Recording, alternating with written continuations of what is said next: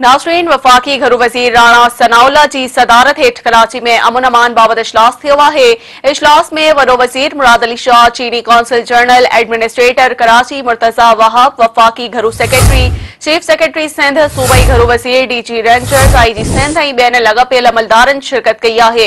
इजलास में गुज़िरियल ॾींहुं कराची में थियल आपघाती धमाके ऐं अमन अमान जी सूरतहाल जे हवाले सां तफ़सीली ब्रीफिंग ॾिनी वई आहे। वॾे वज़ीर मुराद अली शाह चयो आहे त बदकिस्मत वाक़ियो जंहिंमें दोस्त मुल्क जे तालीमी माहिरनि खे टारगेट कयो वियो आहे।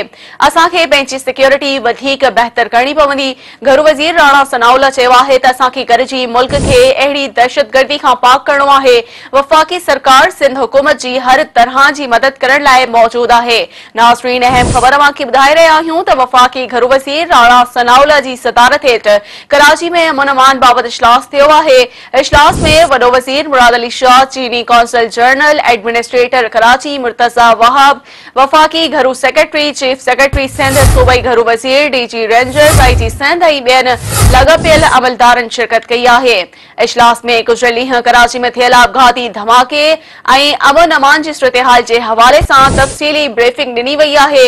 वॾे वज़ीर मुराद अली शाह चयो आहे त बदकिस्मत वाक़ियो हो जंहिंमें दोस्त मुल्क जे तालीमी माहिरनि खे टारगेट कयो वियो आहे। असांखे पंहिंजी सिक्योरिटी वधीक बहितर करणी पवंदी। घरू वज़ीर राणा सनाउल्लाह चयो आहे त असांखे गॾिजी मुल्क खे अहिड़ी दहशतगर्दी खां पाक करणो आहे। वफ़ाक़ी सरकार सिंध हुकूमत जी हर तरह जी मदद करण लाइ मौजूद आहे।